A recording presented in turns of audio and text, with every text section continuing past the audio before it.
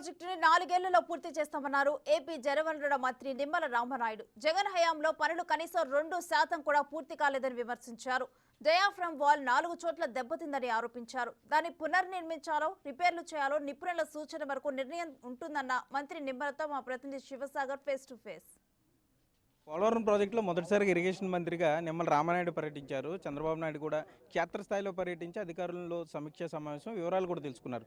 అసలు ఏం జరిగిందనే దాని మీద మనతో మంత్రి రామానాయుడు ఉన్నారు. సరే ఏంటి చంద్రబాబు ఏమన్నారు, అధికారుల నుండి ఏం తెలుసుకున్నారు?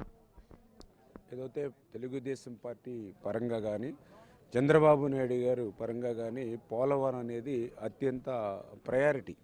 ఎందుకంటే చంద్రబాబు నాయుడు గారికి ఒక విజన్, ఈ యొక్క ఆంధ్రప్రదేశ్ రాష్ట్రం విడిపోయిన తర్వాత వ్యవసాయకంగా రైతాంగంగా ముందుకు తీసుకెళ్లాలని అంటే పర్టికులర్గా ఇరిగేషనే దానికి మార్గము. ఆ ఇరిగేషన్ ద్వారా ఆంధ్రప్రదేశ్ రాష్ట్రం అంతా సస్యశ్యామలం చేయాలని అంటే దానికి జీవనాడి పోలవరం. ఈ రాష్ట్రానికి ఒక వరం పోలవరం అనే ఉద్దేశంతో ఆ రోజు 14, 19, 5 సంవత్సరాలు 72% పోలవరాన్ని పూర్తి చేశారు.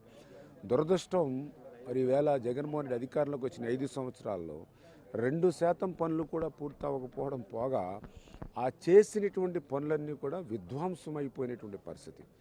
అది ఈరోజు చంద్రబాబు నాయుడు గారు స్వయంగా పోలవరం ప్రాజెక్టుని సందర్శించి, ఎందుకంటే పోలవరం ప్రాజెక్టుని రావడం ఆయనకి ఏం కొత్త ఏమీ కాదు. ఇప్పటికే దగ్గర దగ్గర 31 సార్లు ఆయన ఈ ప్రాజెక్టుని సందర్శించి ఇది 32వసారి సందర్శించడం, దగ్గర దగ్గర 104 సార్లు రివ్యూ చేశారు. ఇది 105వసారి రివ్యూ చేయడం.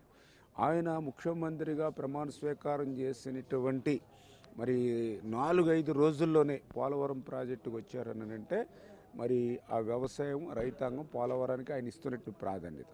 కానీ ఈరోజు నేను కూడా ఆయన గమనించింది ఏంటంటే ఏదైతే ఆయన పోలవరం ప్రాజెక్టు ఏదైతే ఇన్స్పెక్షన్ చేస్తున్నటువంటి సమయంలో కానీ తర్వాత రివ్యూ టైంలో కానీ చూస్తూ ఉంటే ఆయన ఎంతో ఆవేదన కనిపించింది. ఆ చంద్రబాబు నాయుడు గారిలో ఎంతో కష్టపడి మెట్టు ఎక్కినట్టుగా ఇటుకి పేర్చినట్లుగా ఒక్క కులిక్కి వస్తున్నటువంటి పోలవరం లాంటి ఒక దేవాలయాన్ని వీళ్ళు ఇట్లా ధ్వంసం చేశారే.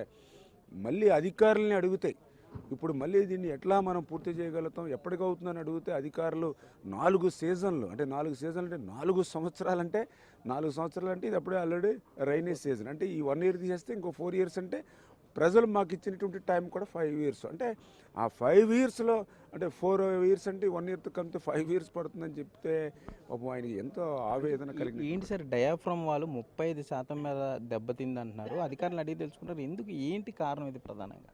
అంటే చాలా క్లియర్గా ఇది ఏదైతే ప్రభుత్వ తప్పిదం.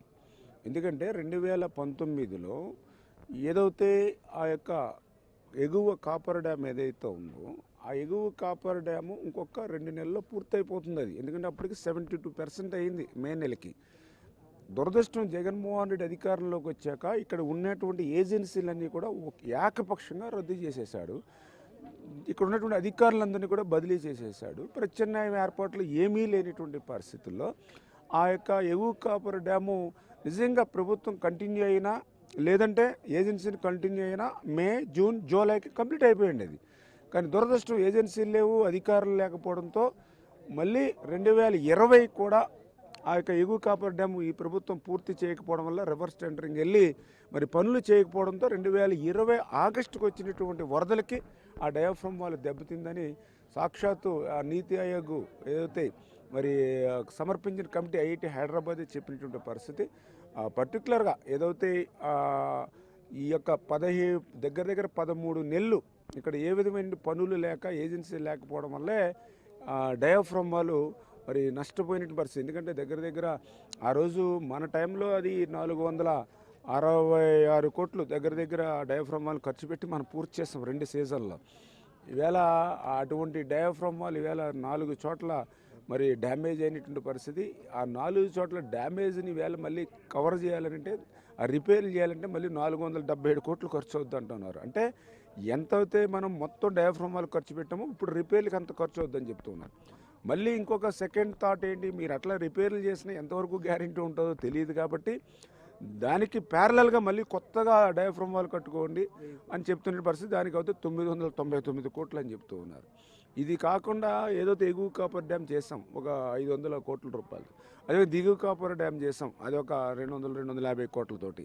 అంటే ఈవేళ ఎగువ కాపర్ డ్యామ్ చూస్తే అవి కూడా ఏదైతే సీపేజ్ ఏదైతే ఉందో అది 80 క్యూసెక్ల వరకు ఎక్స్పెక్ట్ చేస్తే అది 350 క్యూసెక్లు వస్తూ ఉంది. ఏంటి సార్ మరి టీడీపీ ప్రభుత్వం వచ్చింది, మరలా ఏమన్నా కాంట్రాక్ట్ ఈ గుత్తేదారు సంస్థలు ఏమన్నా మార్చే ఆలోచన, అధికారులు మార్చే ఆలోచన అటువంటివి ఏమైనా ఉన్నాయా? ఏ విధంగా ముందుకు వెళ్ళిపోతున్నారు? ఇప్పుడు కూడా చాలా క్లియర్గా చంద్రబాబు నాయుడు గారు చెప్పడం జరిగింది. జగన్మోహన్ రెడ్డి గారి లాగా కక్షలు, కేసులు, వేధింపులు అయితే రివర్స్ పరిపాలన మంది కాదు. కాకపోతే ఆయన కూడా పత్రికా మూలంగా ప్రజలను కూడా ఆలోచన చేయమన్నారు. అంటే ఒక ప్రజాస్వామ్యంలో పాలన చేయడానికి పనికిరాని వ్యక్తికి మనం పట్టం కడితే ఏ రకంగా విధ్వంసం జరుగుతుంది? ఇప్పుడు ఇక్కడ నష్టపోయినటువంటి సొమ్ము ఎవరిది? జగన్మోహన్ రెడ్డిదా లేదా వైఎస్ఆర్సీపీ పార్టీదా? ఇది ప్రజల సొమ్ము. అంటే ప్రజల సొమ్ముని ఈవేళ ఇంత విధ్వంసం చేసిన వ్యక్తికి ఏం పనిష్మెంట్ చేయాలి అనేది ఈవేళ చంద్రబాబు నాయుడు గారు మీకు చెప్పినటువంటి పరిస్థితే.